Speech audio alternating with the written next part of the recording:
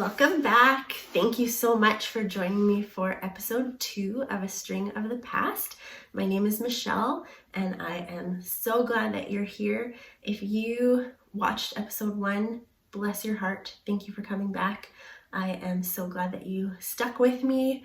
Thanks for watching me muddling through my first attempt at this and my long-winded talking about my intro into knitting and cross stitch and basically telling my whole life story, messing up years, inserting text, bit of a disaster. But I think episode 2, although this is like my 8th attempt at this already, it's gonna be better, you guys. It's gonna be so good. So welcome. I'm gonna try to share some projects a little bit faster this time. Just a quick update. It is March 1st right now. So I'm going to just kind of give a little overview of February, what my goals were, how I met some of them, how I did not meet most of them. And that'll be kind of my general pace, and probably my general content was, I had this many goals and I got about here, but that's just kind of how I roll and who I am. So thanks for accepting me as I am and for loving me the way that I am. So February, it went by so fast.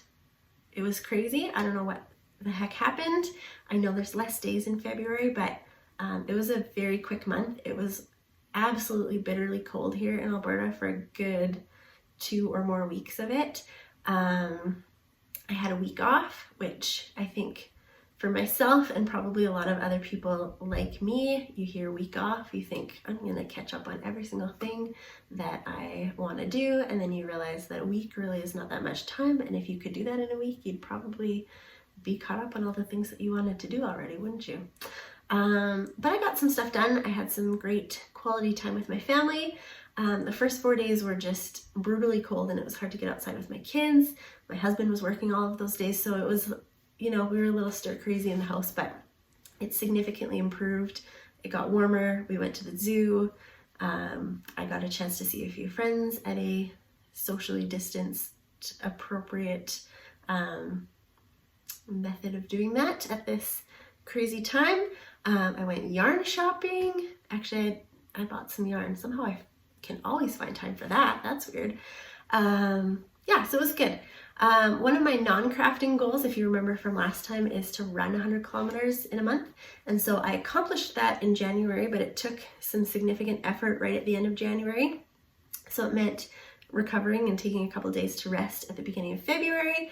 And then I thought that I was doing really well because my runs were getting a little bit longer. I feel like my fitness is improving slowly but surely. And I thought I'm accumulating the kilometers a little bit faster, and seemed like things were going well. And then somehow I ended up running like a third of the 100 kilometers, 32 of them between Friday, Saturday, and Sunday this past weekend.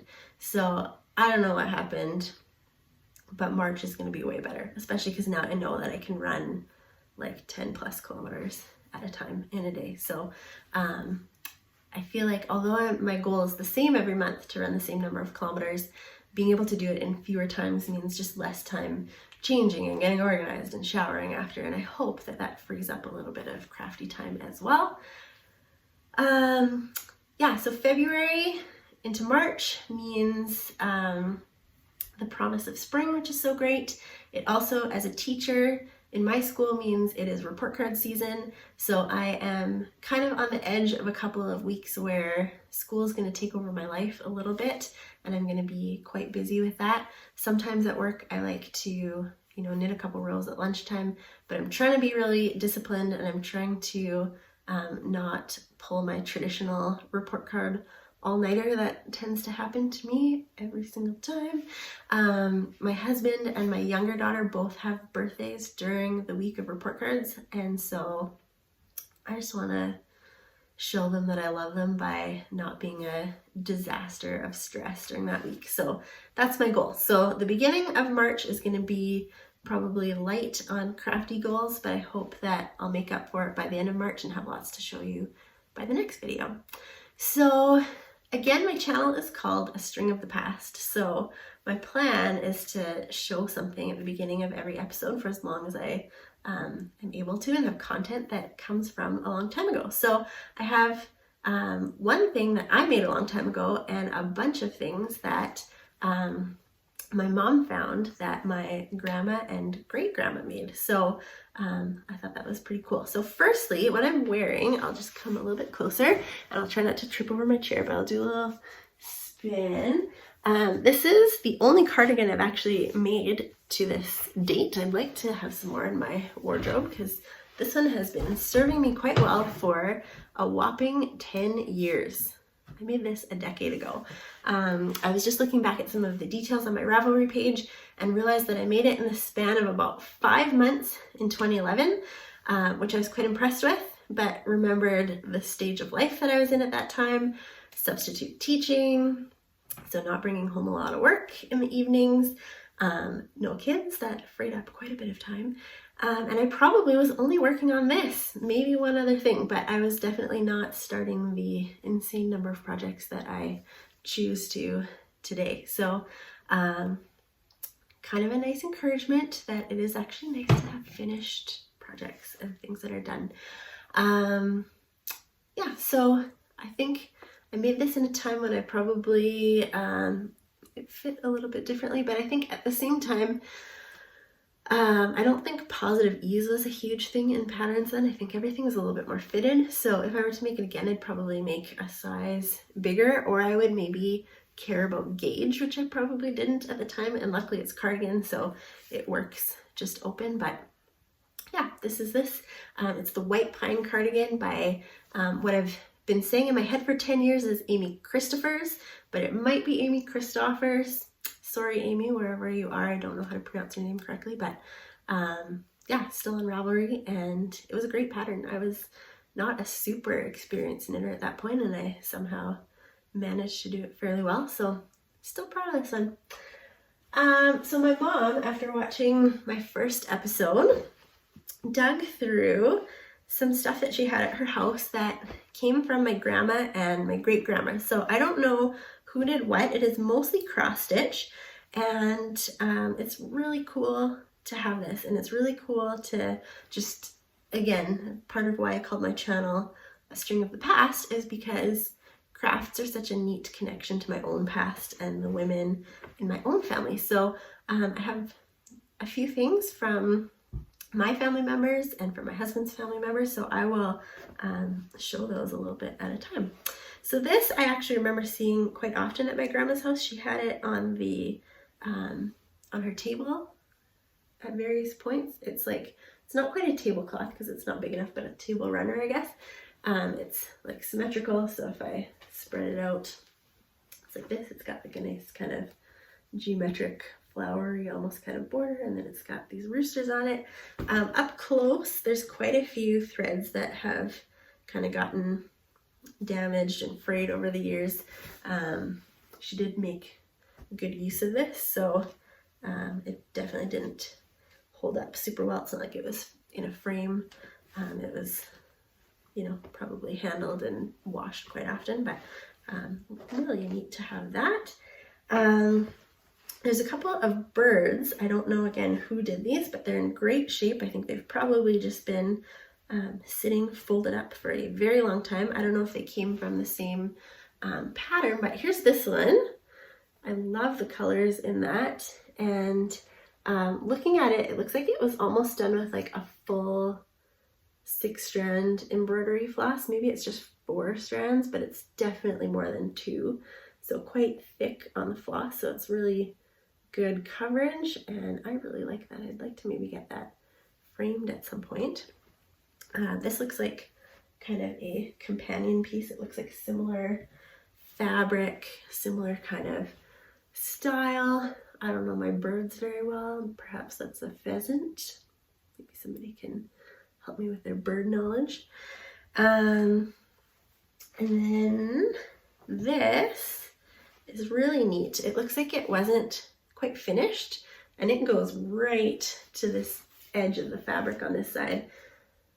It looks like these 2 rows down here, in order to match, needed to have something like that. So maybe the other end was supposed to look like that too. I'm not really sure, but it's really pretty either way, and you know, kind of neat that part of me thinks, oh, it'd be neat to kind of try to figure out how to finish it, but I like to just keep it true to what it actually looks like and not mess with it. And then this pattern, I feel like it's kind of neat seeing this connection to women in my family that I'm related to, because I feel like this is a pattern that I would be quite drawn to as well. I like the colors in it. I like those flowers. Really pretty border. I like the way that it's finished. I have a couple of things that I'm working on right now that I need to learn how to finish like this, because they are not this close to the edge, but close enough that I don't know if they'd be frameable. So I don't know if the cloth actually came this way or if this is something that happened after, but very pretty. And then this, it's not cross stitch. I have no idea what this craft would be. I don't know what this fabric is either, because it doesn't have really holes in it. And on this side, you can't see what it is. So somehow it's like threads woven underneath. And this is what it looks like. So it's definitely not finished, whatever this is supposed to be, but it's a cool little geometric shape. I feel like you could kind of frame that as is. That's really pretty. So yeah, good find, Mom. Thank you. Really neat to have those. I guess I shouldn't assume that I get to keep them, but yeah, really cool to just have those to look at. So that is that. Yeah, so I'm going to start with knitting. So just in case you happen to have found me and you are only interested in knitting or only interested in cross stitch, I'm going to start with just all the projects that I worked on knitting wise, and then I will go on to cross stitch in kind of the second half of the video. So this month I finished my January socks. I am loosely participating in the Rainbow Sock Chronicles hosted by So Sweet Violet and Lay Family Yarn. The hashtag I think is the Rainbow Sock Chronicles 2021 on Instagram, and it's also on like the Ravelry pages of those ladies that are hosting it. It took me until I think the 5th of February to finish my January socks, so they weren't an official entry into winning a prize, which is fine by me because I finished a pair of socks and it's great to finish stuff. So they're blocked, they've been hanging out like this for a while, and yeah, I got a start on the February ones as well. I don't want to say that I failed at accomplishing this goal. I want to say I was successful at accomplishing half of the goal. So both the yarns from January and February are by Ancient Arts, which is local to me. The January colorway was Spring Parade, and the February colorway was Apple. And so it's this really nice tonal red. The two patterns I used are quite similar actually. They're both free. They're both like a 4-pattern repeat that just involved some different configurations of knits and purls, and actually like quite similar to one another, but with kind of a different result. If you look closely at this one versus this one, they look quite different in the end. And I can tell because I was spending a little bit of time trying to figure out what I'm going to do for my March sock, which is going to require me to finish most of sock 2 before I can actually start that. But I can tell that this is really the kind of pattern that I'm drawn to, a simple pattern. I don't like patterns that seem to have like a lot of holes in them. Maybe a cable would be nice, but I think I'm going to struggle to find 12 patterns that I really like that match well with the yarn that I'm choosing, because some of the ones I really liked, I didn't know if they would go well with like a more highly speckled yarn, which is what my March yarn is going to be, and I'll show that in a little bit. But yeah, if you have any sock pattern suggestions, knowing what my taste in socks is, and then I don't want to make the same thing over and over again. This is called Petty Harbour, and I believe the designer is Rayna Curtis, and my January socks were Hermione's Everyday Sock, which is a very popular pattern on Ravelry by Leuder. So those are my socks. My goal for this year is to knit a full pair of socks and then start a shawl and a sweater every month, and just end up with a whole pile of things started. And I thought, I'll be very content just to have a whole bunch of projects started, and then I'll keep working on them next year. I'm discovering that even just starting projects, especially sweaters where, they need to fit and you need to do gauge swatch, I'm creating for myself like a full-time job of goals here. So we'll see how it goes.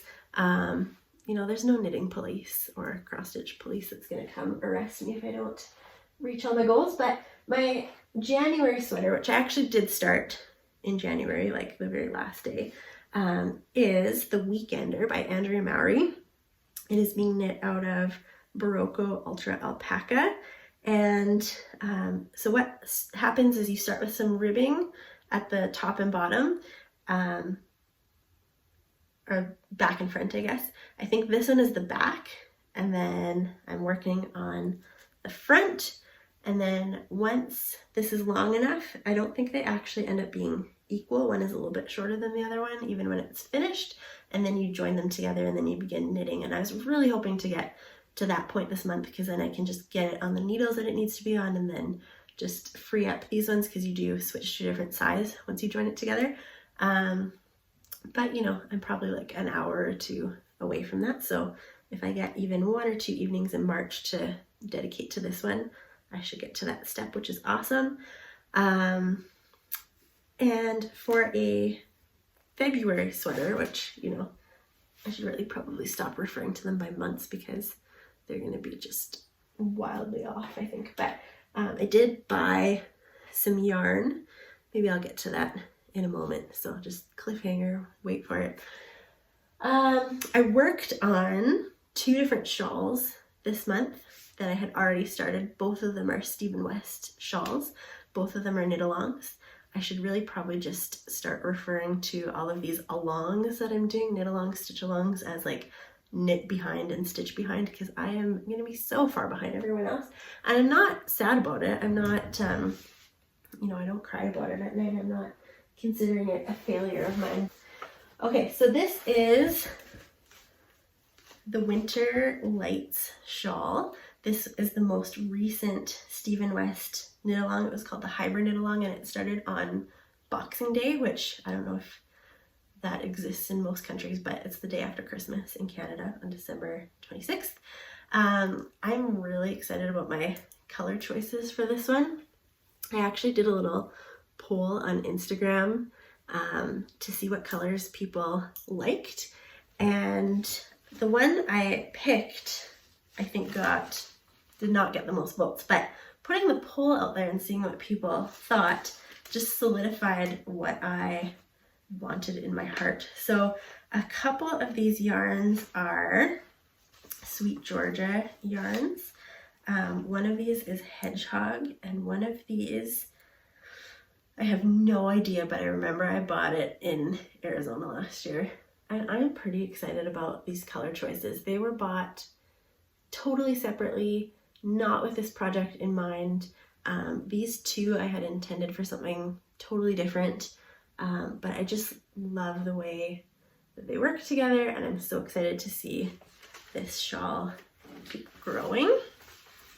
The other one is Stephen West's annual mystery knit-along from 2019. I talked about it a little bit last time, but I didn't show it.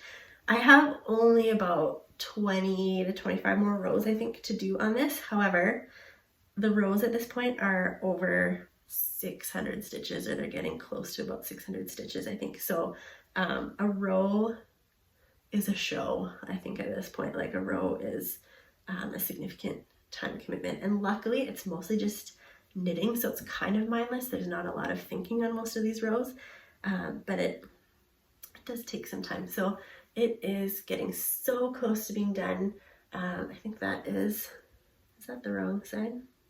Yep, this is the right side, so it should be kind of the blue featuring a little bit more.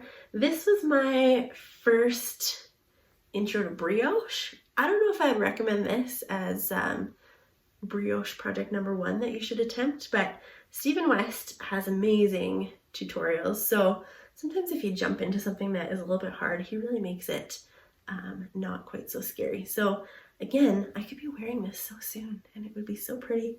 And I already have yarn for second one because I'm crazy. So Starflake. This yarn is Lily and Pine.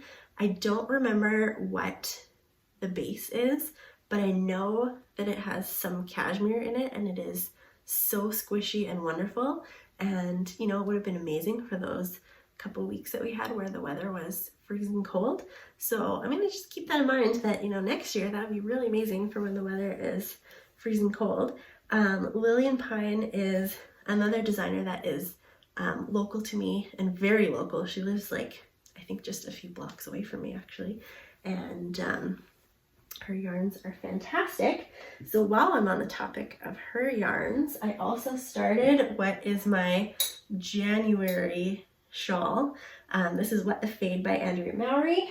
Last episode I showed the full amount of yarn that I'm going to use, and I've since put it away. So I'm not going to show all of the yarns this time, but just my first two. It is going to be bright. It is fun. I know the pink color is called Punk Rock Barbie, and I want to say that this lighter color is called Fresh. Loving it so far. Really fun. I'm also in the depths of my unfinished projects. This is actually getting like kind of embarrassing. It's like confessions of things that I've started.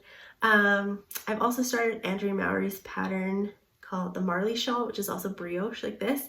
And so far they seem like the same beginning, but of course Marley has just two colors all the way through and it's all brioche.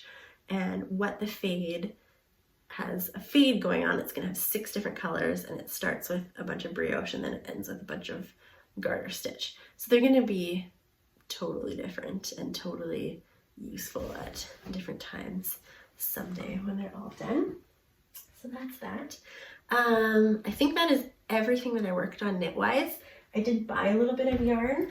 I'm just on a real local yarn kick, partly just because it's so accessible, and I don't know, I struggle a little bit to pay for shipping on top of yarn. There's so many beautiful yarns out there, but if I can get them at a store that's near me, or if I can do like a local pickup option, I love that because it means that I can just buy more yarn. So I purchased some yarn from Yarn Inc., which is again very close to me. I was looking for something I think I spent quite a bit of time on in February, surprisingly, is that my March color for the Rainbow Sock Chronicles is like an orange or a peach.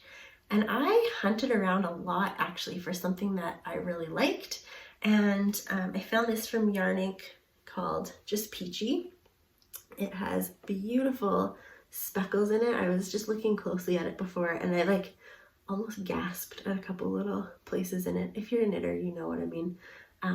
That just the way that the dye kind of broke in some places is just stunning and I love it. It's got like blues and browns along with the peach and I'm very excited.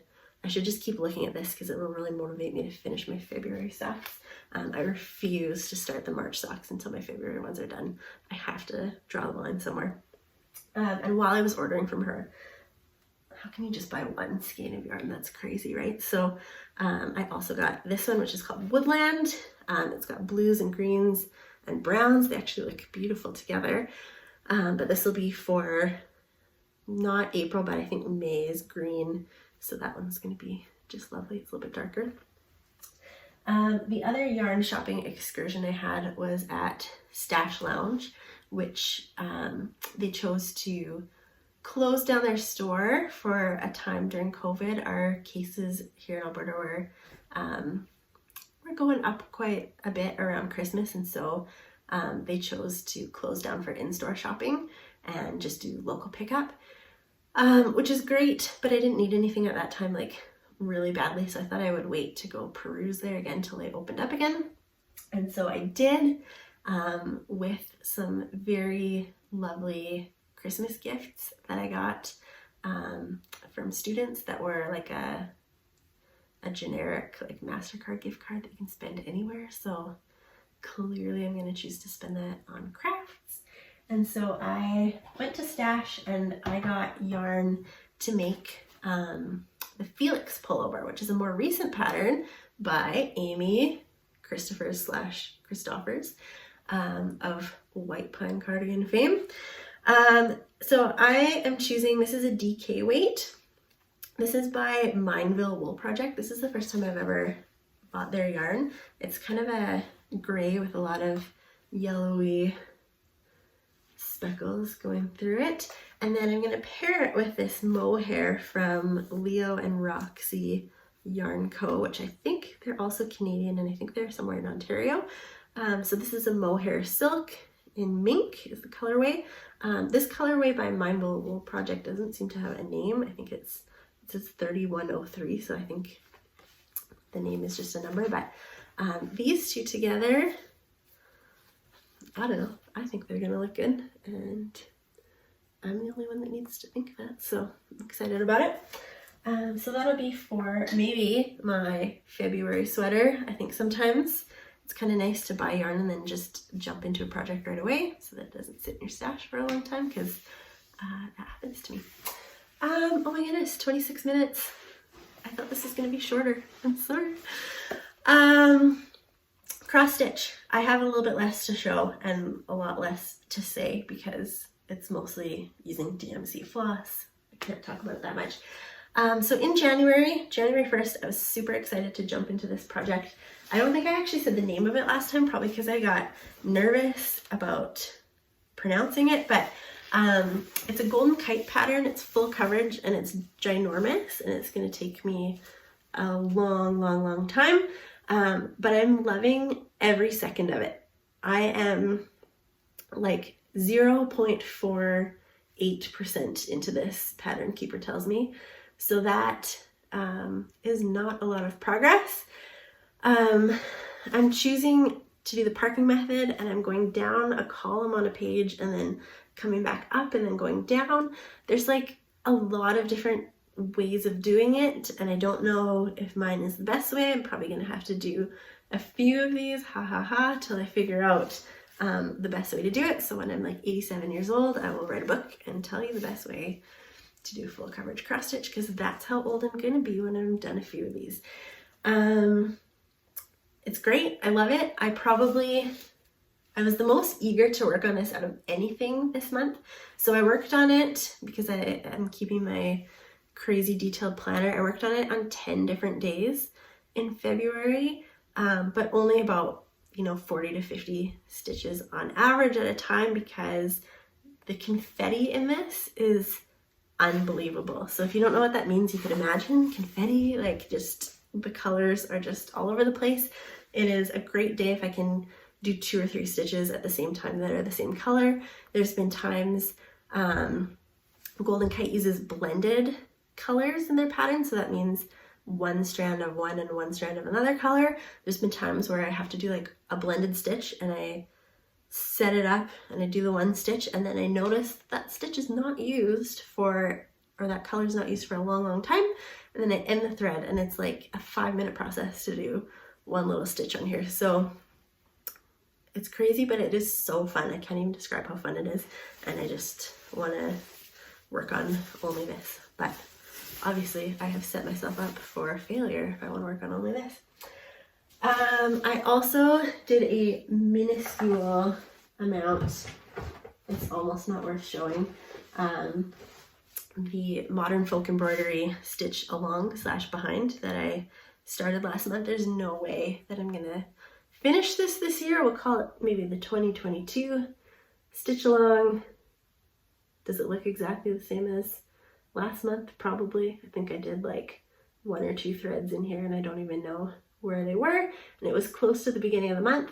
I got part 3 in my inbox this morning, so that means that everybody else is gonna have about this much done all the way across theirs. In not everybody else, I realize I'm not alone in going at the speed that I am, but there will be people, the hashtag will be utilized, and there will be people sharing more progress than I will be showing you probably this month.